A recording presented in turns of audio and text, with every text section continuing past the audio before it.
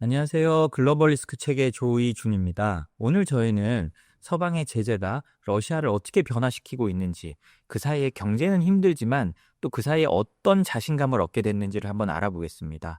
이것 때문에 사실 저희가 현대자동차도 러시아의 공장을 정말 헐값에 몇만 원에 팔고 나왔잖아요. 물론 다시 살 수 있는 권리가 있긴 합니다만, 이게 전쟁이 끝나고 나면 러시아의 산업, 그다음에 러시아의 경제 지용도가 어떻게 바뀔지를 보여주는 것이기도 한데요.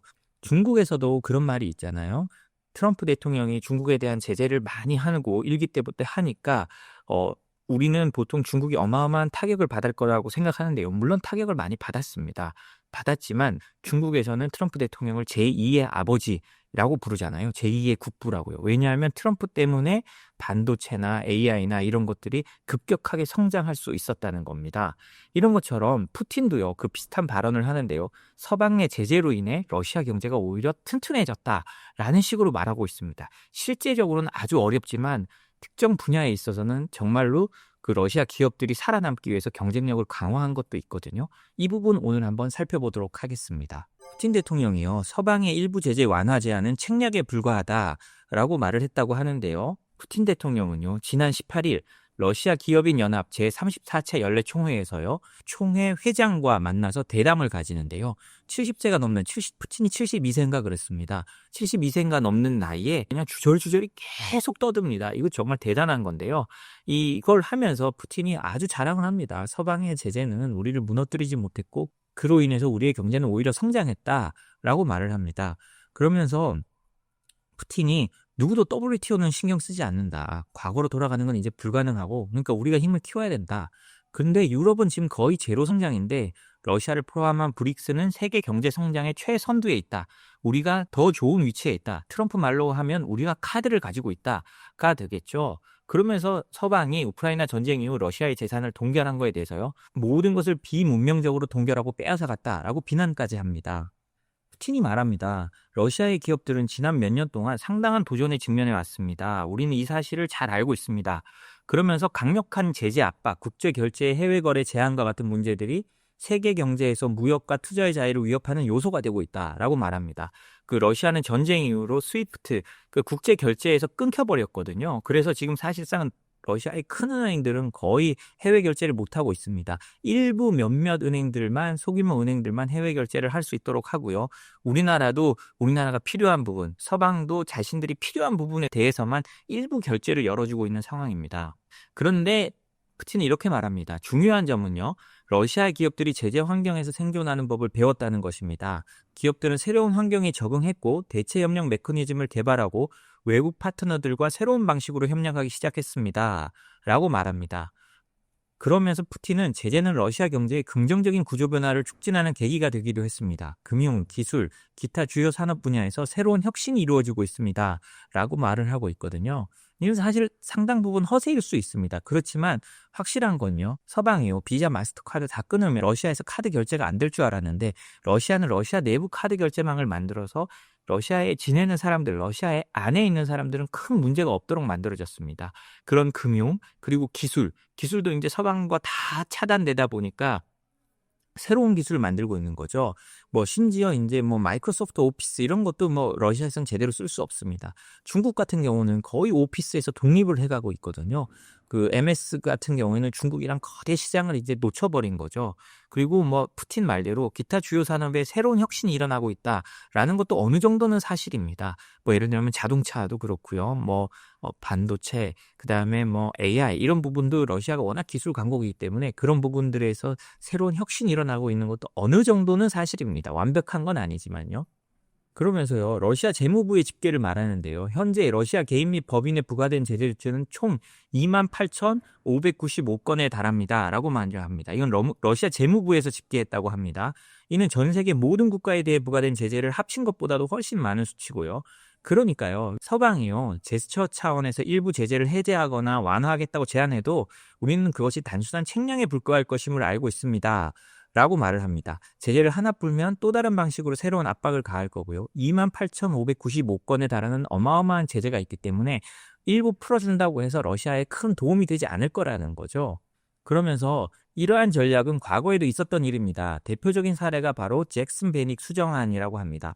이 수정안은 원래 소련을 대상으로 도입됐지만 소련이 붕괴한 이후에도 유지됐고요. 심지어 러시아와 미국의 관계가 최상의 상태였을 때조차도 철회되지 않았습니다. 라고 했습니다. 그리고 마침내 폐지된 것처럼 보였을 때조차도 실제로는 단순히 러시아를 겨냥한 또 다른 제한 조치로 대체되었습니다. 라고 말하거든요.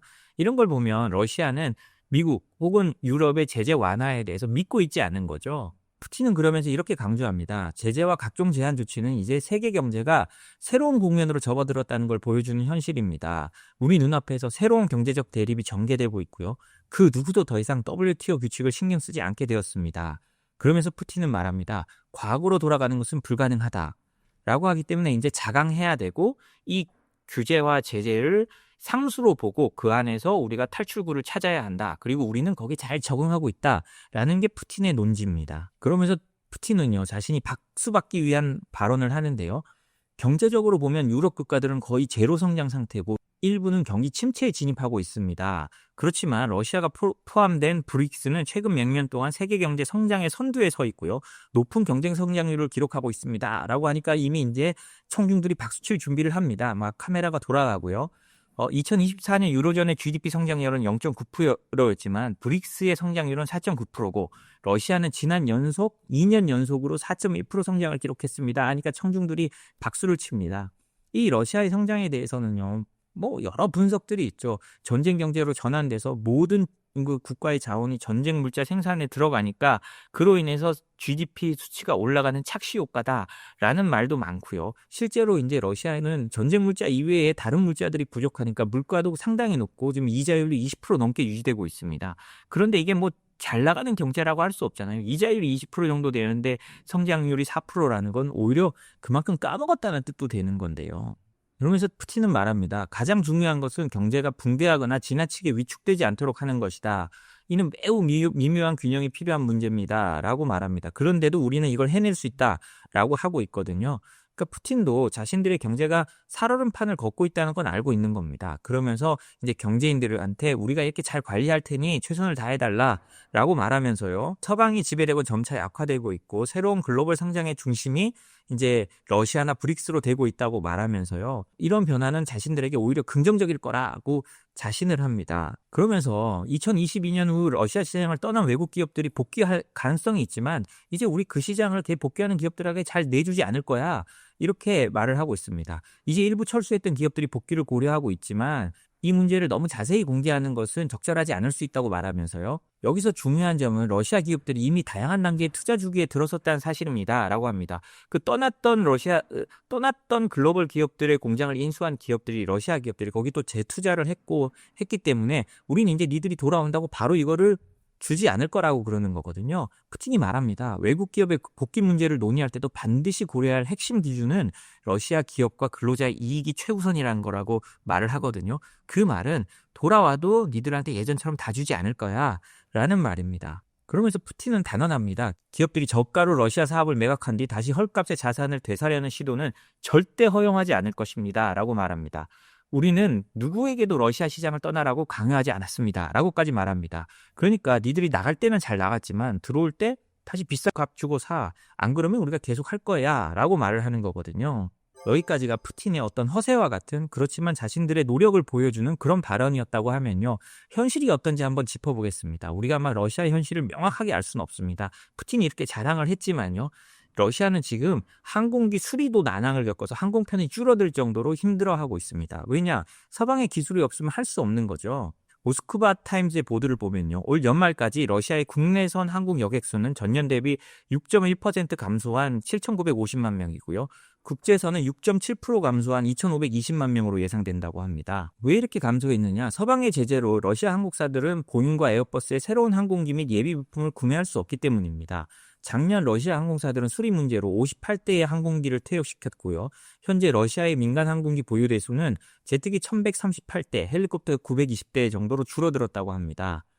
러시아 항공사의 약 3분의 2가 외국 항공기로 국내 여객 수송의 90%를 담당하고 있는데요. 그러니까 러시아도 알고 있습니다. 이거 빨리 우리 비행기 만들어야겠다라고 해서 2030년까지 1000대 이상의 신규 항공기를 국내 항공사에 공급하는 걸 목표로 세웠지만 실제로 지난 3년간 생산된 항공기는 단 5대에 불과하다고 합니다. 그 5대에 불과한 것도 왜냐? 그 국내산이라고 하지만 그 부품을 해외에서 들여와야 되거든요. 근데 해외에서 주질 않는 거예요. 그러니까 러시아는 항공기를 수리조차 못하고 이제 점점 가지고 있는 항공기 수가 줄어드는 거죠. 실제 러시아가 중고 항공기 부품도 엄청 수입하고 있다고 합니다. 아니면 그 부품 수입하는 것조차 대금 지급이나 이런 데 맡기고 있으니까 본국의 중고 항공기 과거에 있던 걸 뜯어서 그 부품도 계속 재활용하고 있다고 하거든요. 그 말은 뭐냐? 러시아 항공사를 타면 굉장히 안정성으로 위험할 수 있다는 겁니다. 이렇게 러시아는 각종 제재로 비행기조차 제대로 운항하지 못할 정도가 되어 있거든요. 그리고 러시아 경제의 대동맥이라고 하죠. 러시아 경제의 거의 모든 이익을 벌어들인다고 했던 가스프롬입니다. 러시아의 에너지 전문 회사죠. 국영 에너지 회사인데 사상 최대 적자를 작년에 기록했습니다. 18조 원을 기록했는데요. 이 말은 벌어들이는 돈이 점점 줄어들어서 그 우크라이나 전쟁에 넣어야 될 자원이 줄어들고 있다는 말과 똑같습니다. 러시아 국영 에너지 기업 가즈프롬의 작년 적자는요, 약 한국 돈으로 18조 7,600억 원으로 2023년 10조 적자보다 2배 가까이 증가한 수치라고 합니다. 유럽 시장으로 더 이상 가스나 에너지를 보낼 수 없으니 시장이 붕괴됐고요. 그런데 그 전비를 마련해야 되니 세금 부담은 증가했고요. 그리고 가지고 있는 회사들의 주가도 하락한 게 복합적으로 나타난 거라고 하는데요. 가즈프롬의 매출도 늘어나고 했지만 실제로는 예측했던 것보다 훨씬 적은 매출이라고 하다고 합니다. 그리고 재정은 점점 악화되고 소득세율은 높아지면서 러시아 정부에서 그 전비를 걷어야 되니까 세율도 높였거든요. 그 세율도 높아지고 하니까 회사의 재정 상황은 점점 악화되고 그리고 받지 못한 돈도 늘어나고 해서 회사는 점진적으로 계속 축소되고 있는 거죠. 특히 유럽의 수출량은요, 약 한 6분의 1로 줄어들 버렸습니다. 가스를 제공하는데요. 2019년 1,800억 입방미터 정도를 유럽에 보냈는데 2023년에는 320억 입방미터로 급감했다고 합니다. 이걸 또 2024년에는 더 줄어들었겠죠. 그래서 대규모 구조조정을 단행해서 지난 1월에 본사에서만 1,600명의 직원을 해고했고요. 추가적인 비용 절감 조치도 계속 이루어지고 있다고 합니다. 문제는 이런 가즈프롬의 그 경영 악화가요, 근본적인 해결책이 없다는 건데요. 앞으로 휴전이 되거나 한다고 해도 유럽으로의 에너지 공급이 바로 재개되기는 쉽지 않습니다. 재개된다고 해도 헝가리나 몇 개국 이외에는 더 이상 그 러시아의 에너지를 받지 않을 가능성이 높거든요. 특히 독일이 가장 큰 수요처였는데 독일이 이제 러시아 에너지 안 받겠다라고 선언한 상황입니다. 그렇기 때문에 러시아는 아마 이 판매처를 중국이나 인도나 다른 나라로 할 텐데 그때 미국이 어떤 제재를 하는지, 유럽이 어떤 제재를 유지할지를 지켜보는 것도 관건일 것 같습니다. 오늘 저희가 준비한 소식은 여기까지입니다. 푸틴 대통령의 발언, 사실상 약간 허세가 섞인 발언과 실제로 러시아 경제의 고통이 어떤지를 한번 보여드렸는데요. 우리가 이렇게 말씀을 드렸지만 그 진실은 그 어느 중간쯤 어딘가 있을 것 같습니다. 경제를 완벽하게 예측한다는 건 어려우니까요. 그렇지만 이러한 경제적 압박을 통해서 빨리 우크라이나 전쟁에서 휴전이 이루어졌으면 하는 마음은 저도 똑같습니다. 오늘 저희가 준비한 소식은 여기까지입니다. 이 소식이 도움이 됐다면 구독과 좋아요, 알림 설정 부탁드립니다. 감사합니다.